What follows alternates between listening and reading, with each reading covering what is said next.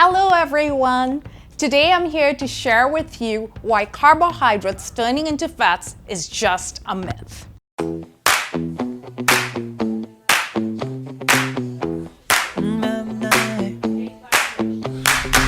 Okay, this is what happens in our bodies when we eat carbohydrates. The first thing that happens is that the carbohydrates release simple sugars which are absorbed by our intestine, and then it's delivered into different parts of our body for energy. So it just simply provides energy for different functions that we do every day.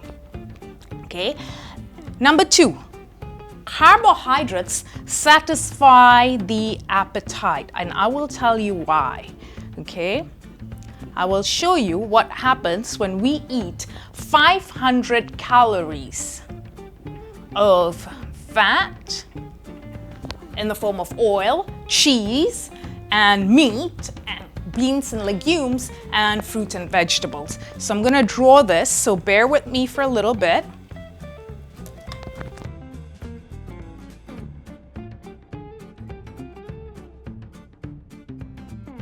Okay, so imagine this is our stomach. When we eat oils, it will fill it up to just this much of 500 calories. We'll just fill it up to about this much. Okay, so very, very little. So this means that when you're having your salad with a ton of olive oil, it will just fill you up this much. No wonder after we eat our salad, we are usually not satisfied because our stomach does not feel full. And satisfying the appetite begins with filling the stomach up. Now I'm going to show you what happens when you eat cheese and meat. So cheese and meat will fill it up to a little bit more, about that much, for 500 calories. And meat is about the same because it's both 4 grams per calories. Now this is beans and legumes. Beans, all types of legumes, grains, and starchy vegetables, okay? Starchy veggies. Excuse my handwriting. Okay, it will fill your stomach up to about this much when you eat it. And for fruit and vegetables, it fills your stomach up completely for 500 calories. So ideally, if you feel full when you fill your stomach up, you should be eating fruit and vegetables. Fruit and vegetables are great. The only problem is that it doesn't provide you with that steady, constant energy throughout the day because it gives instant sugar. So it's very quickly absorbed, right? So the most ideal is for us to eat this. So carbohydrates in the forms of whole foods, which is all your legumes, beans, lentils. If you're an Indian, all your chana, your dals, all of that falls under legumes. Sorry, I will change this to legumes then. Okay, legumes and grains, your rice, your quinoa, your barley, all of that falls under grains, and starchy vegetables are your pumpkin, and then what else are starchy vegetables? Your pumpkin, your potatoes, they all fall under starchy vegetables, okay? Carrots as well. They're all gonna fill you up and give you a steady amount of energy. Again, I'm not talking about the more processed carbohydrates, which is more like your cookies, your breads. All of that is highly processed, so it won't fill you up because there's not enough fiber. But these foods fill you up, okay? So that's the second reason. Now, number 3.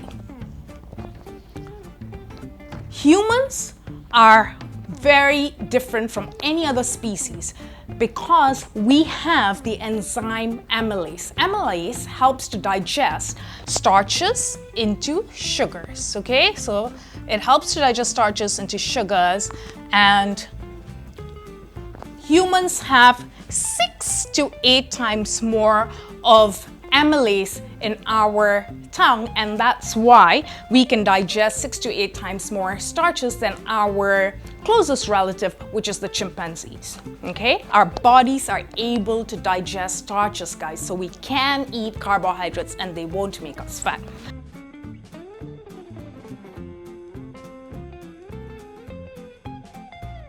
Now, some of you may be wondering, okay, and some of you have asked me this as well. What happens when you eat excess carbohydrates? Okay, some of us eat it doesn't happen with me, but some of us eat rice and you're way past full and you keep eating just rice and beans. To me, rice and beans in its whole forms, like if you eat whole grain rice and just boiled beans, very unlikely for you to overeat. But what happens if you eat way past full, okay? Maybe you're emotional eating. What happens? So excess carbohydrates versus excess fats. Here I'm gonna explain you why it's not that bad when you eat excess carbohydrates. So when you eat excess carbohydrates, it gets stored in the muscle as glycogen. Okay, it gets stored in the muscles and liver as glycogen, which is good for you. You need glycogen. It will add on. If you've not been eating a lot of carbs, you might notice that your weight will go slightly up, but that's okay. That's to preserve your muscle, guys. Okay, and then when you eat even more in excess, what happens is that it gets burnt off as heat or physical activity, which means that if you eat too much carbohydrates, you go for a walk, you'll just burn it off and it does not turn into fat. Okay, what happens when you eat excess fat? Okay, I'm not just talking about fat in the form of olive oils, I'm also talking about fat in the form of meat, dairy, cheese. All those foods contain a lot of fat. What happens is it gets absorbed. All of us have got fat cells. It gets directly absorbed into our fat cells. This is scary. Apparently, studies have shown that you can actually find out, okay, they can do, there's this process, I don't know, it's very scientific, that you can check the type of fat that you usually eat, whether it's trans fat from coconut or whether it is olive oil or anything else. So it can actually test that. Okay, and then when you eat excess fat, the other thing that happens is that it's so easily stored that it takes only 3% of calories to turn the fat from our fork into fat in our body. It consumes only 3% of the calories. So it's a very efficient process. It is effortless, okay? Oh, another thing I wanted to point out is that fats are also your beautiful nuts that can be healthy for you, but in excess, it just turns into fat in our bodies because we all have fat cells. It gets, if you tend to put on weight from your hips, your butt, your thighs, that's where it will get stored because that's where your fat cells are. And so a lot of people ask, how do you lose weight from your stomach? The idea is to eat more carbs and less fat. Nut bars, granola, those are my weaknesses. So during the holidays, I'll have a lot more of those foods. And then when it's back to January, like now, I would eat a lot more carbohydrates and cut down on that because in the long term, that will just make me gain a lot more weight and it will do the same to your body as well. Okay? And another thing is that to turn carbohydrates into fat, it's almost impossible. Okay, there is a term called de novo lipogenesis. I hope I'm spelling this correctly. Okay, and this is the process of turning carbohydrates into fat that only cows and pigs are able to do. They're able to turn the grains that they eat into fat. Humans are not able to do this. So even if you eat over so much carbohydrates, after it gets stored as glycogen, after it gets burnt off as heat, what if you eat even more than that? Then it will turn into fat, but it's so unlikely. The body doesn't naturally do that.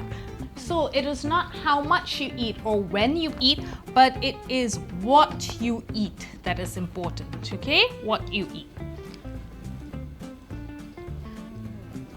So the most loving way you can do to increase carbohydrates, healthy carbohydrates, whole grain carbohydrates into your diet is to just include more carbohydrates. And when you do that, you include more carbohydrates and starches, you'll automatically eat less fat. So that's the most loving and gentle way to do the starch-based diet and to have a healthy body and a healthy mind.